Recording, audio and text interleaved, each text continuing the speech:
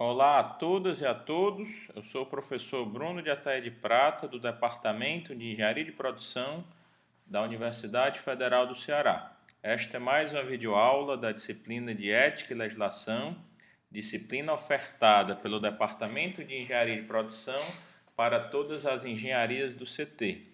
Na aula de hoje, iremos abordar o início do conteúdo referente à legislação. Introduziremos a Constituição da República Federativa do Brasil, a nossa última Constituição referente ao ano de 1988.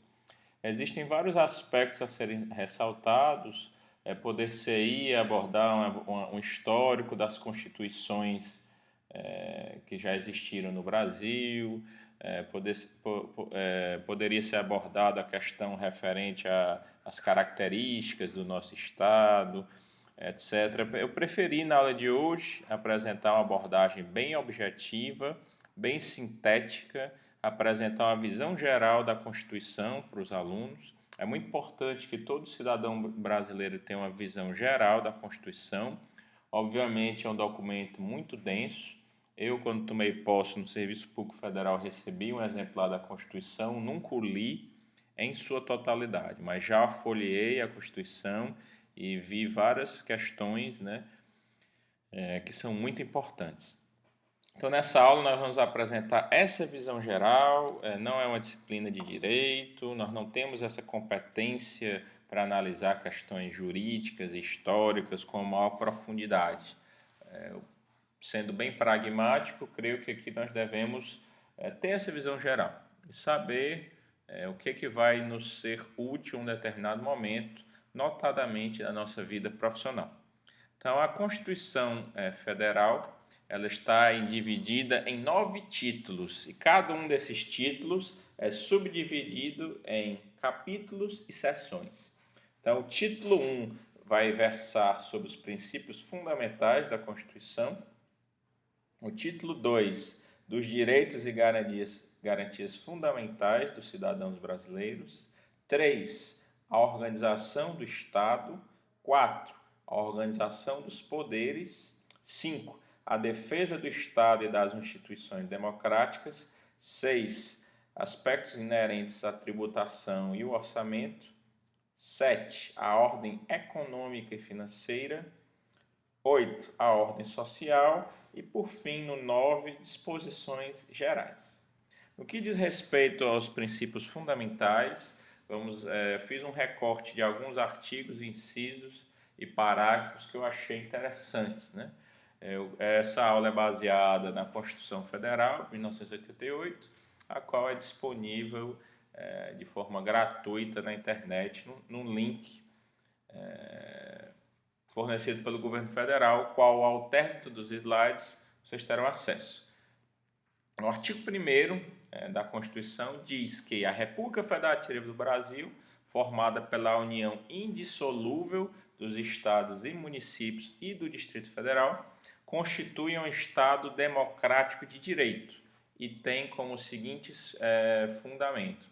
O Estado democrático de direito é um conceito que se refere a qualquer Estado no qual se aplica garantir o respeito das liberdades dos cidadãos, o respeito pelos direitos humanos, o respeito pelas garantias fundamentais, através do estabelecimento de uma proteção jurídica. Na atual conjuntura, esse é um tema bastante polêmico, pois para diversos acadêmicos, jornalistas, intelectuais, o Brasil hoje se depara com um estado de exceção, no qual não se há garantia desse Estado democrático de direito. Mas vamos verificar aqui esses elementos exatamente para que nós possamos verificar com autonomia realmente o que se passa em nosso país. Então, quais são esses princípios fundamentais? O primeiro é a soberania nacional. O Brasil ele deve ser um país autônomo e soberano e ser senhor das suas decisões, não se submeter a interesses externos. 2, cidadania. Os indivíduos versarem pelo cumprimento dos deveres e a exigência de seus direitos civis. 3, a dignidade da pessoa humana relacionada a aspectos inerentes à moradia, ao trabalho, à educação, a seus direitos religiosos, políticos, sexuais, culturais, etc. Né? 4, um fundamento dos valores sociais do trabalho, da livre iniciativa. As pessoas são livres e autônomas para se organizar, para trabalhar, para empreender, para produzir. Né? E 5, o pluralismo político. Independente da ideologia política do indivíduo, o povo brasileiro é livre para adotar a perspectiva política que lhe apetecer. Isso é garantido pela Constituição.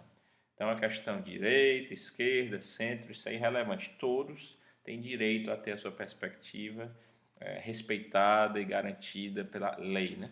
Então, parágrafo único. Todo o poder emana do povo, que exerce por meio de representantes eleitos ou diretamente nos termos dessa Constituição. Então, nós verificamos como os princípios que norteiam a Constituição do nosso país, eles são, assim, como é que eu poderia dizer, consistentes, coerentes, belos, né? Só que na prática, no meu entendimento, existe uma dissonância entre o que é veiculado aqui nesse documento e o que se verifica no mundo real, né? Artigo 2. São poderes da União independentes e harmônicos entre si, o legislativo, o executivo e o judiciário. Então, a Constituição brasileira versará sobre a formação desses 3 poderes.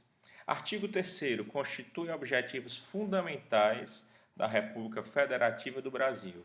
Construir uma sociedade livre, justa e solidária.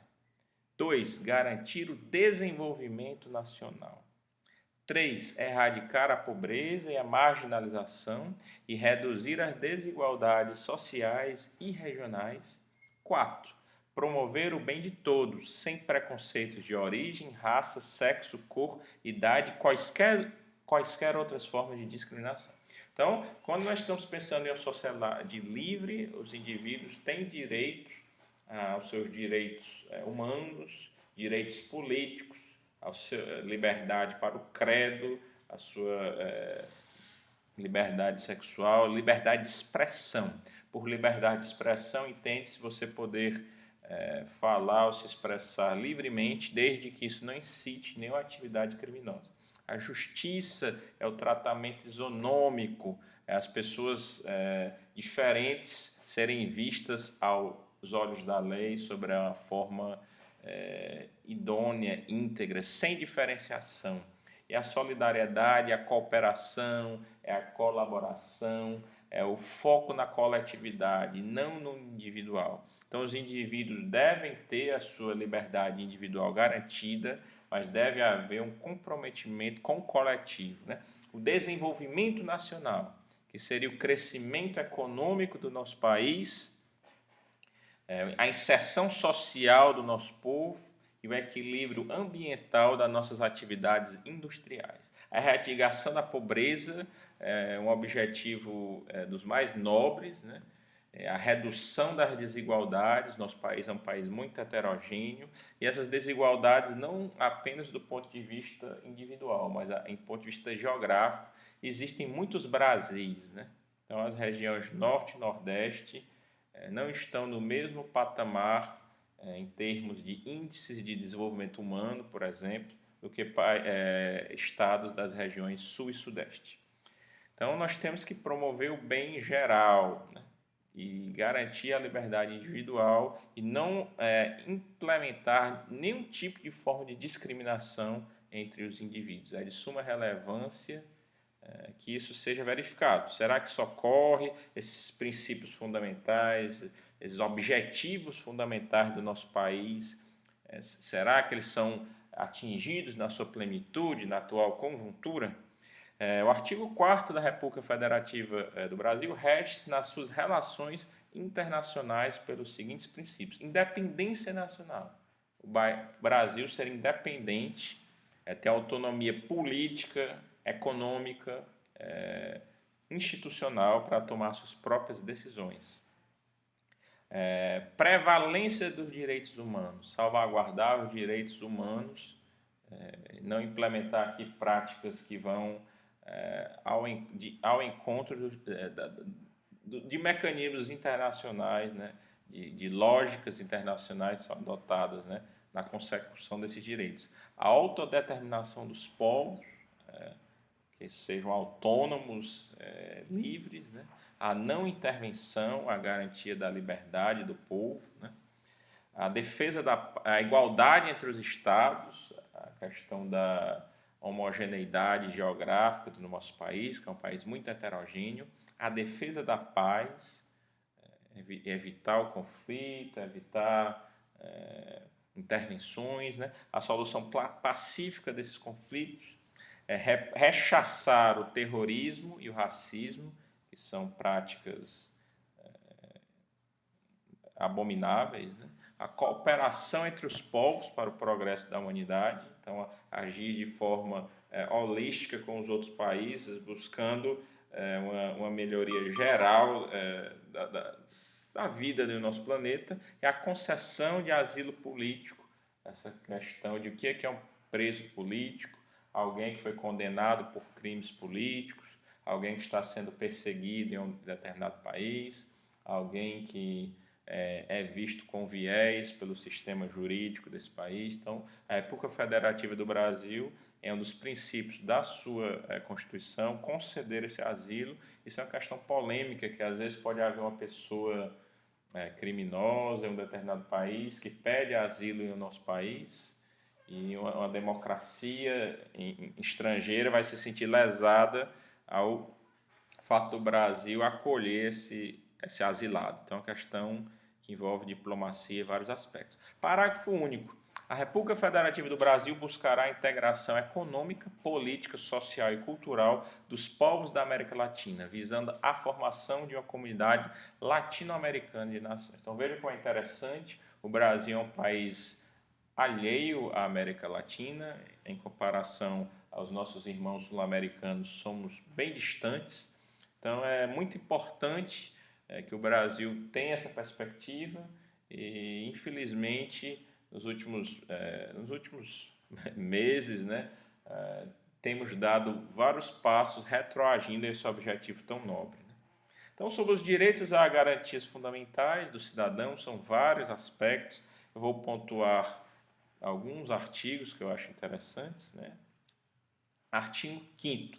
Todos são iguais perante a lei, sem distinção de qualquer natureza, garantindo-se aos brasileiros e aos estrangeiros residentes em nosso país a inviolabilidade do direito à vida, à liberdade, à igualdade, à segurança e à propriedade. Então é com grande pesar que nós verificamos que esse artigo 5º provavelmente não é algo muito conhecido pelos legisladores, pelos três poderes, pelas pessoas em geral, né?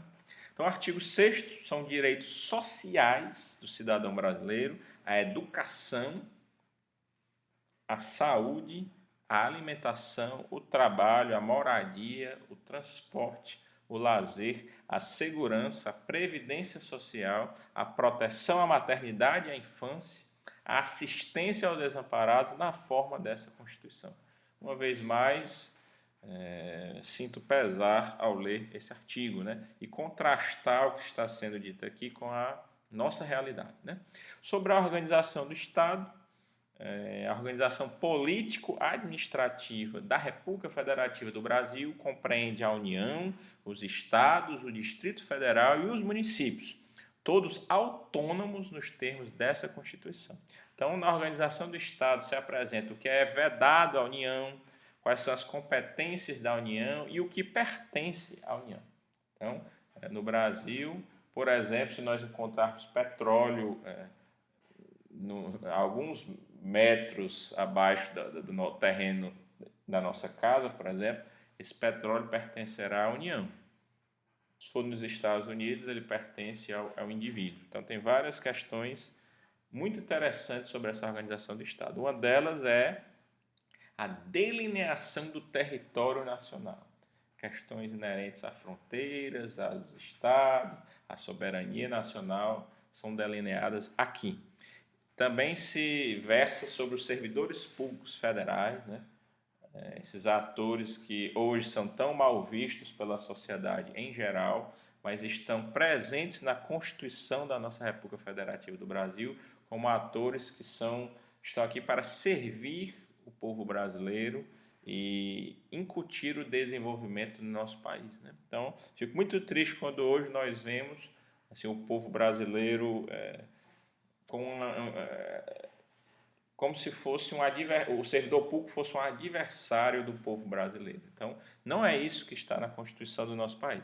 E a organização da justiça do nosso país, né? Então, nós olharmos aqui a organização do sistema judiciário, né? E depois nós verificarmos o que tem acontecido na prática, é algo sim que deve nos levar a alguma reflexão. Então, a defesa do Estado e das instituições democráticas. O presidente da República pode, ouvidos o Conselho da República e o Conselho de Defesa Nacional, decretar estado de defesa para preservar ou prontamente restabelecer, em locais restritos e determinados, a ordem pública ou a paz social, ameaçadas por grave e iminente instabilidade institucional ou atingidas por calamidades de grandes proporções na natureza. Então, eu coloquei esse tema porque está em voga a questão da intervenção no Rio de Janeiro, uma questão extremamente polêmica. Então, o entendimento disso na Constituição pode ser verificado por vocês mesmos. Basta vocês se aproximarem do artigo 136 e verificarem alguns artigos vizinhos e com seus próprios olhos tirarem as suas conclusões, né? Que é o que eu busco aqui nas nossas disciplinas, aqui na universidade, embora nós, em muitos casos, externemos a nossa opinião pessoal, de forma alguma ela deve, como é que eu poderia dizer, viesar a análise e o julgamento dos alunos. Os alunos devem ser autodeterminados, independentes e autônomos e tirarem suas próprias conclusões. Artigo 144. A segurança pública, dever do Estado, direito e responsabilidade de todos, é exercida para a preservação da ordem pública e da incolumidade das pessoas e do patrimônio, né? Então, assim, quando eu vejo sistemas de segurança privada e a participação cada vez mais incisiva desse tipo de atividade no nosso país, eu fico assim um pouco perplexo e um pouco confuso. Então, sobre tributação e orçamento, na área de direito tributário, nós vamos versar sobre impostos, tributos, taxas, contribuições. Então, aqui só uma visão geral para saber que essas questões inerentes a questões orçamentárias são verificadas na Constituição do nosso país. Então, no artigo 45, a União, os Estados, o Distrito Federal e os municípios poderão instituir os seguintes tributos: impostos, que nós vamos depois verificar o que seria isso, taxas e contribuições de melhoria. Então, a questão da carga tributária, do ônus, são questões que nós temos que verificar, que fazem parte da nossa Constituição, se elas são abusivas, se elas são prescindíveis, se elas são mutáveis. É uma questão extremamente densa e polêmica. Então, sobre a ordem econômica e financeira, eu coloquei aqui alguns artigos que eu achei interessantes. Então, a ordem econômica tem por fim assegurar a todos existência digna, observados os seguintes princípios: soberania nacional, então, o interesse privado, o interesse particular do indivíduo não pode se sobrepor à soberania nacional. No Estado brasileiro, tem-se o direito à propriedade privada, e é por meio dessa propriedade privada existe uma função social dessa propriedade privada, ou seja, a habitação, o lazer e a atividade econômica. A defesa da livre concorrência, ou seja, a não existência de sistemas monopolísticos ou de oligopólios que vão limitar a concorrência entre as empresas e, por conseguinte, prejudicar o consumidor.